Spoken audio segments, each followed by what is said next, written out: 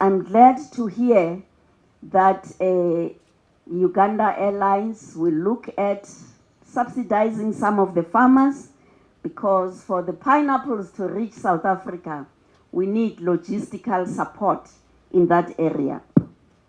I also hear the outcry about visas. Well, in the summit or in February, this matter was discussed at length. There were a number of requirements that the two governments agreed to work on.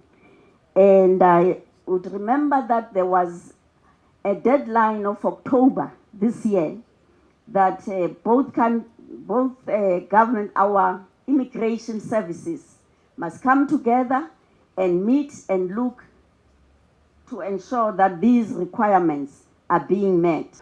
There is a theory that I cannot process coffee in Uganda because you don't have labs, you don't have infrastructure, you don't have IPs. There is a litany of why not, but I never hear, we can do it. Why can't we? Why can't we? If I produce 8 million bags, I'm heading to 12 million 60 kg bags. Why can't I have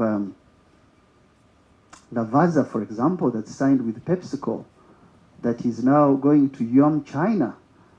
They make about $12 billion worth of processing. Why can't they have a plant in Uganda? What's wrong? Why can't we have it in? So, corporate influence on our strategic raw materials. I use coffee, but that could be for minerals. That could be for cotton.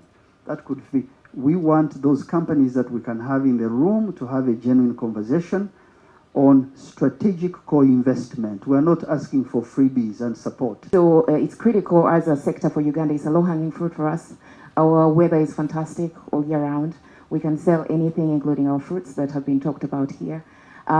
So it's critical for us. And of course, the South African market is a very mature market in terms of tourism. So we would like to see how to further partner, further joint venture, but also ensure that since Uganda Airlines is flying to South Africa, that we get more tourists from South Africa to and fro, of course, but and do more business, I think, together.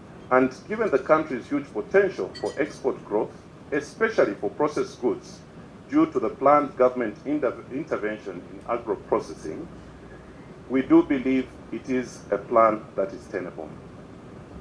Although Uganda's export sector is on a promising trajectory, fueled by agricultural prowess, trade hub advantages, thriving manufacturing and tourism opportunities, there is still need to increase foreign direct investment and value addition to enhance our competitive advantage.